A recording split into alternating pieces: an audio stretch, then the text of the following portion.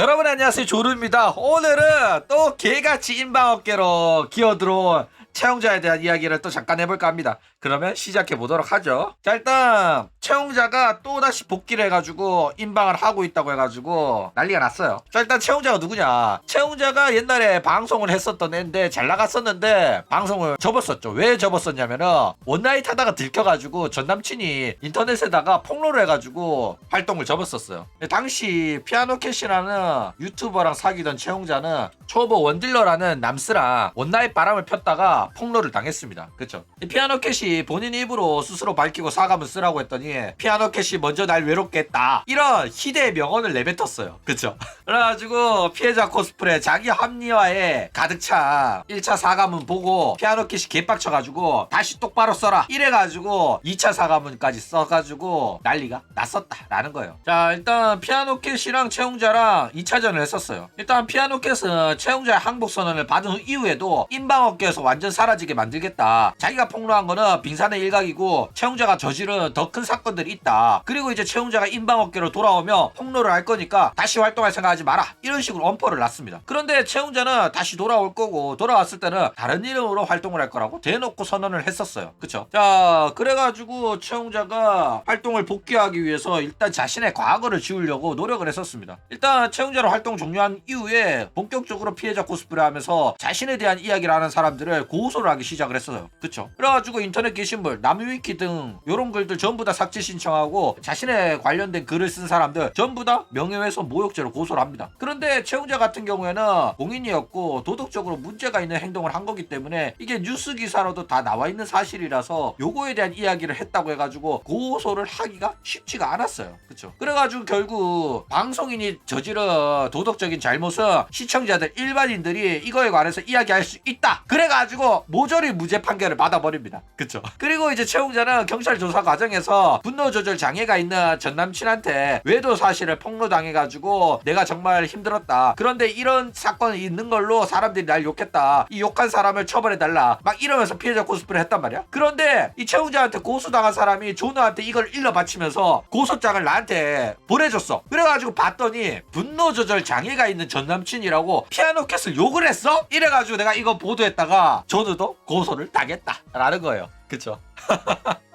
그러니까 여러분들도 조심하시기 바랍니다. 자, 그리고 이제 마침내 채용자가 피아노캣에 승리를 했습니다. 다른 애들은 다 무죄를 받았지만은 정작 채용자의 외도로 피해를 입은 피해자인 피아노캣 같은 경우에는 최초 유포자잖아. 그래가지고 결국에는 채용자한테 유죄 판결을 받아요. 일단 피아노캣이 유죄를 받은 이유는 채용자의 개인적인 프라이버시 정보를 폭로함으로 인해 가지고 채용자의 명예를 훼손했다는 이런 판결을 받게 된 겁니다. 그래가지고 결국 벌금형을 받았다라는 거예요. 그러니까 1차 폭로자인 피아노캣이 폭로한 거는 죄고, 그 폭로를 통해서 알게 된 사실로 채용자를 비판한 사람들은 무죄 판결을 받은 겁니다. 저도 마찬가지고요. 그렇죠? 그러니까 피아노캣이 폭로를 안 했으면 이 사실이 널리 알려지지도 않았을 거고 이 엄청난 비난을 채용자가 받는 일도 없었을 거란 말이야. 그렇죠? 그런데 피아노캣 때문에 이런 식으로 내가 큰 비난을 받았다 해가지고 고소를 해가지고 결국 피아노캣은 채용자한테 패배를 했다라는 겁니다. 그쵸? 그러니까 피아노캣이 불쌍하긴 해요. 그쵸? 협박죄도 엮였거든. 그러니까 너 방송 다시 하면 재폭로 하겠다 이러면서 방송하지 말라고 협박을 했단 말이야. 자, 그런데 이제 이런 채용자가 고소를 남발한 다음에 본격적으로 인방에 복귀를 했습니다. 일단 새로운 모델링이랑 코누라는 이름으로 새롭게 버튜버 활동을 시작을 했었고, 처음에는 치지직에서 활동을 했었어요. 그런데 워낙 잘 나가던 버튜버였던 만큼 목소리, 노래 실력으로 금방 특정을 당했어요. 그래가지고 정체를 들키니까 또 버러울 쳤탔다라는 거예요. 그런데 이번에 또다시 아프리카 TV로 가가지고 진매라는 이름으로 활동을 시작을 합니다. 그런데 이게 일본어로 매라고 붙였는데 이거는 이름이 아니라 그냥 이모티콘 오시마크 느낌으로 붙인 것 같아. 그래가지고 그냥 진이라는 이름으로 활동하는 거라고 보면 될 것 같다 라는 거예요. 그쵸? 자, 일단 숨길 생각은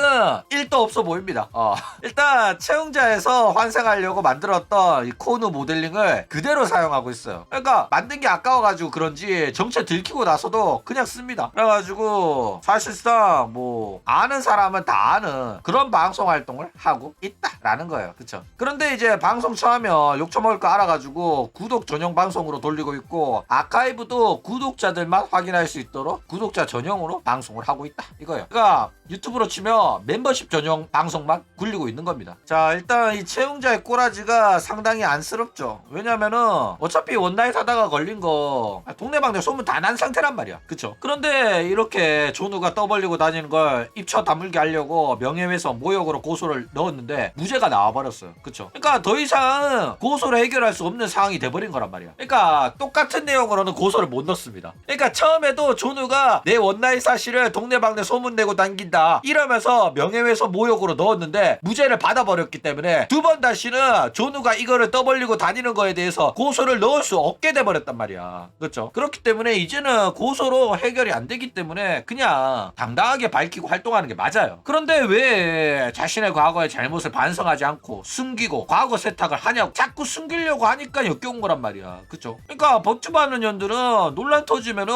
환생해가지고 과거 세탁을 하려는 그 시도 자체가 너무 역겨워요. 그렇기 때문에 채용자는 이미 과거 세탁하기에는 너무 유명해졌단 말이야. 그렇기 때문에 그냥 당당하게 밝히면서 야 씨, 왜 너네들도 나랑 하고 싶냐? 야 원나잇 씨 할 수도 있지 이러면서 당당하게 아프리카 TV 스타일로 방송하는 게 맞지 않나 그렇게 생각이 들어요. 그쵸? 자, 일단 왜 몇 년 동안 피해자 코스프레를 처하고 있는 걸까? 그쵸? 일단 원나잇 처하고 다니고 들켰을 때도 존나 피아노캣이 날 먼저 외롭게 했고, 상견례도 그냥 피아노캣 혼자 김치국 드리킹 한 거고 자기는 별 생각 없었다 이런 식으로 아가리 터는 것만 봐도 멘탈이 약하거나 그런 애는 절대 아니에요. 그쵸? 게다가 고소 남발하고 관련 글 꾸준히 다 지우는 거 보면 독한 년도 맞아요. 그러니까 이 정도 멘탈이면 그냥 당당하게 그래 내가 원나잇의 채용자다 이지랄하면서 샌드백 방송하고 분탕 새끼들 상대로 욕도 처하면서 유쾌하게 방송하면 나름 자리 잡을 수 있습니다. 그쵸? 오히려 도파민 터지는 재밌는 방송 될걸? 그쵸? 게다가 채용자가 뭐 방송에서 욕을 안 하던 년도 아니야. 욕 시원시원하게 하면서 방송 처하던 년이란 말이야. 그런데 왜 원나잇 이거 하나에 그렇게 피해자 코스프레를 처하냐고. 맞아 아니야. 그쵸? 그러니까 이걸 숨기려고 해도 숨길 수도 없는 건데 왜 이렇게 악착같이 숨기려고 하는지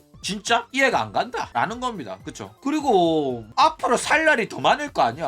언제까지 숨어만 다닐래. 그냥 당당하게 살아.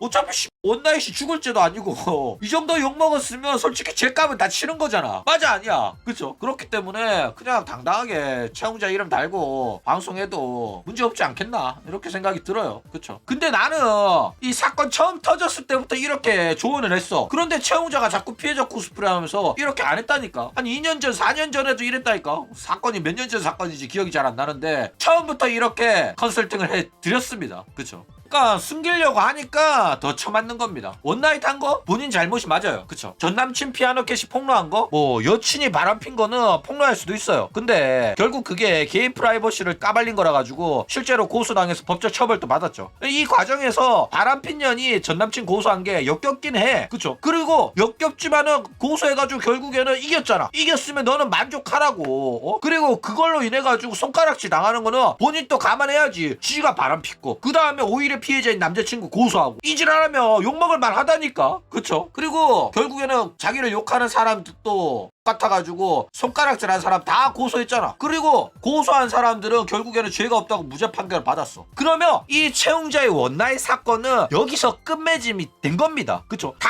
끝난 사건이야. 맞아 아니야. 더 이상 이야기할 필요도 없다니까. 그쵸? 그런데 왜 이 과거 사건을 없던 걸로 만들려고 하냐고. 네가 그냥 당당하게 나 원나잇의 채용자가 맞다라고 활동을 했으면 더 이상 조느 방송에서 채용자 PPT가 나올 리가 없다니까. 이미 끝난 사건이고 본인도 당당하게 밝히니까. 그런데 이름 바꾸고 모델링 바꾸고 채용자 아닌 척하고 이질하라니까 계속해서 제보가 들어오고 계속해서 조느 채널에서 이야기 나오는 거야. 맞아 아니야. 그쵸? 그러니까 이렇게 깽판을 쳐놓고 왜 죄를 저지른 적 없는 것처럼 과거 세탁하고 새 사람인 것처럼 살 수 있을 거라 생각하는지 나 이해가 안 간다니까. 인방이라도 안 했으면 과거 세탁 가능했을걸. 그쵸? 조용히 살 수 있었어. 그런데 지가 인방으로 기어 들어와가지고 티를 오지게 쳐내고 있잖아. 근데 왜 피해자 코스프레를 하냐고. 그게 이해가 안 간다니까. 조용히 살고 싶으면 인방을 안 하면 된다니까. 그쵸? 근데 지가 임방을 처하면서 왜 자기는 피해자고 나는 조용히 방송하고 싶은데 왜 나를 괴롭히냐고 이지랄 피해자 코스프레를 하냐고. 그쵸?